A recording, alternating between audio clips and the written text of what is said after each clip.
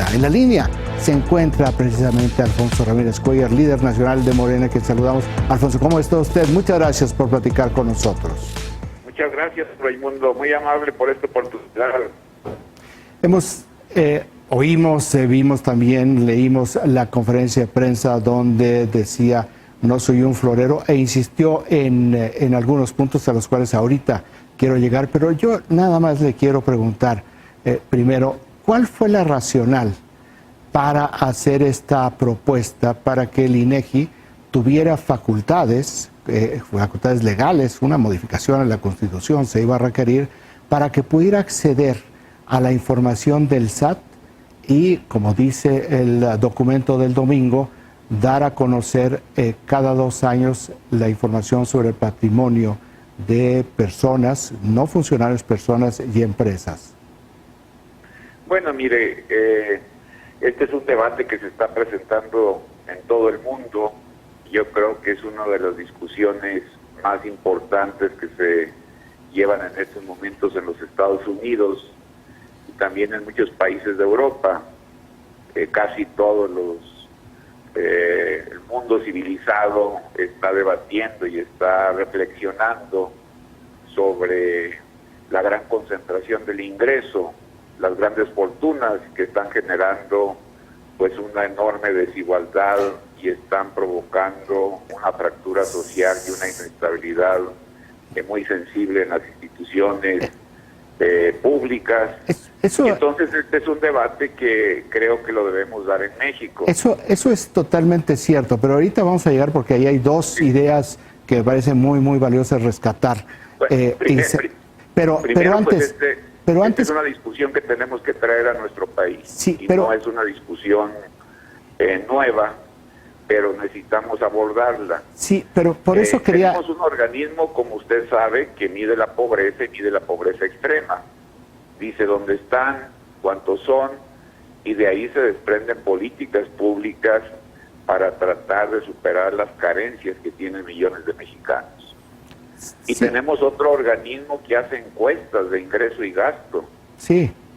Y tenemos también ya disposiciones y estudios que están midiendo las características de los sectores medios. Sí, y el organismo profesional que realiza estos estudios es, entre otros, el INEGI. Sí, y el SAT tiene un mandato constitucional. Sí, pero y el SAT también tiene toda la información. Sí, pero el SAT solamente se dedica a la recaudación de impuestos. Ajá, pero aquí lo que estamos proponiendo es un organismo que estudie un fenómeno que es verdaderamente lacerante para la convivencia decente y civilizada en nuestro país. Este fenómeno se llama la gran concentración de la riqueza. ¿Cómo podemos medir la gran concentración de la riqueza?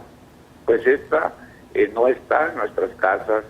Esta no está en los únicos que miden en estos momentos la riqueza, pues son las revistas del Corazón o Forbes, pero no lo hacen sobre bases científicas. Entonces el INEGI, o si quieren el Banco de México, lo que necesitamos es un diagnóstico muy preciso de cómo se encuentra este fenómeno con el propósito de que se deriven políticas públicas para hacer mucho más vivible, más civilizado, una convivencia entre todos los sectores de la sociedad. Sí. Alfonso, proponer tareas de fiscalización al INEGI generó... No son fiscalizaciones. A ver, permítame... Nada más yo le quiero aclarar, no son fiscalizaciones. Y es totalmente falso que yo esté proponiendo que el INEGI entre a las casas a revisar la riqueza de las personas. No, es con respecto al SAT. Con respecto al SAT, no es el INEGI. Tiene otras funciones. El SAT tiene la función de la recaudación. Sí, pero... Lo que estamos aquí es hablando de un estudio, de un diagnóstico, de un fenómeno social que lo puede hacer el INEGI. Y no es para que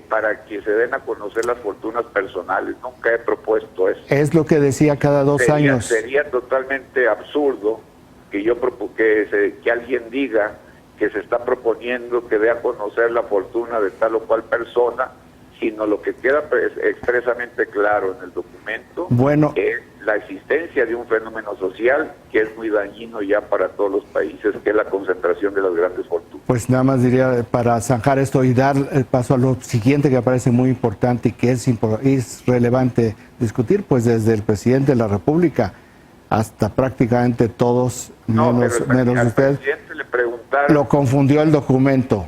No, pero al pasemos, presidente. démosle la vuelta a esta discusión y vamos a lo que es muy importante, porque hay dos propuestas ahí que creo que sí merece muchísimo la pena que se debata, y esa es la discusión en el mundo.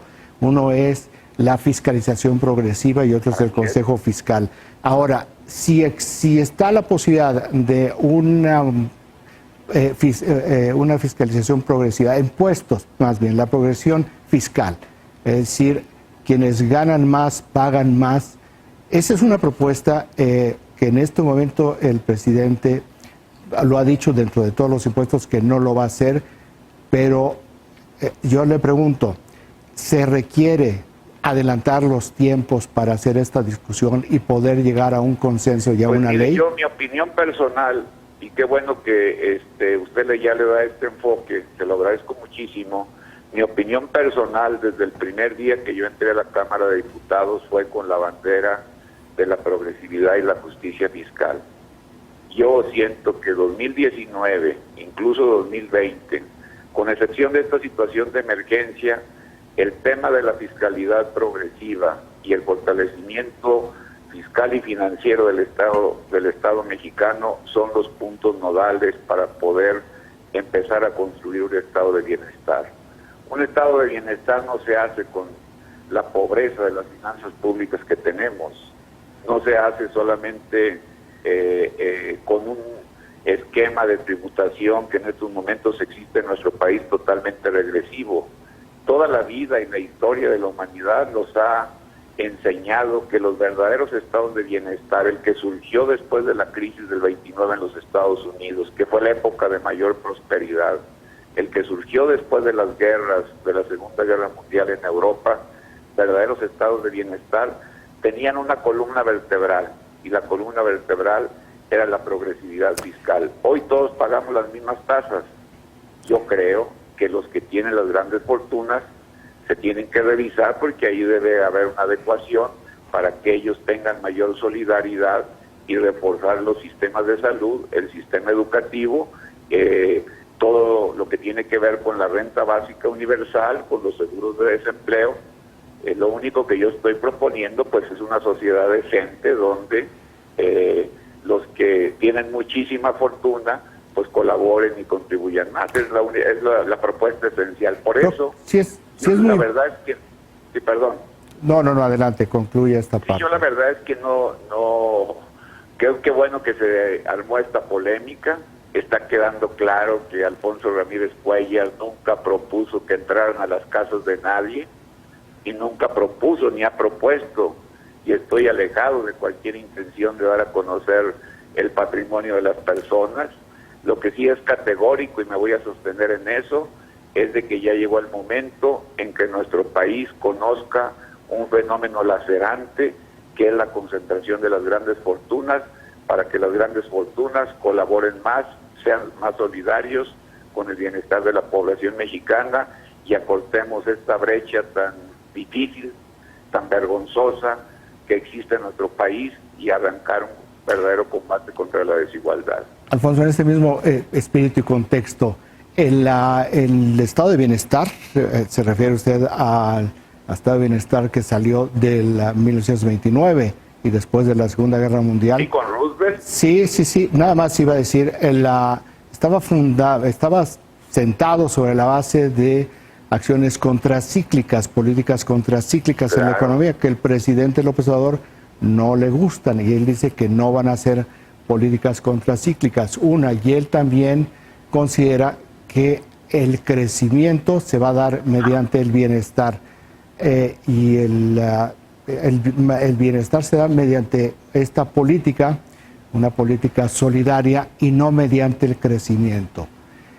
Lo que nos dice sí se contrapone a lo que piensa el presidente López Obrador. ¿Cómo convencerlo? Pues mire, yo creo que el presidente está actuando con mucha flexibilidad. Ha presentado desde el 5 de febrero un paquete muy robusto para enfrentar la emergencia sanitaria y las dificultades económicas. Él está evaluando de manera permanente las medidas adicionales y creo que la parte de empujar con mayor fuerza una política económica que nos permita amortiguar y disminuir los efectos de la crisis tiene que ponerse en marcha.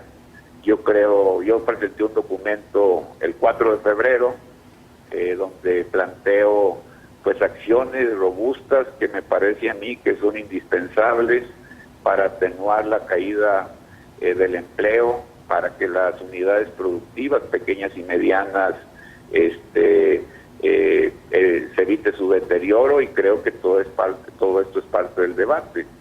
Pero un Estado fiscal, con la pobreza fiscal que tenemos, pues nunca va a poder emprender políticas contracíclicas. Necesitamos la fortaleza fiscal y financiera del Estado. Muy bien, Alfonso, muchísimas gracias por platicar aquí con nosotros y pues que se abra este debate sobre el tema fiscal. Muy buenos días, muchas gracias. Muchas gracias, don Raimundo, muy amable. Alfonso Ramírez Cuellar, líder nacional de Morena. Son las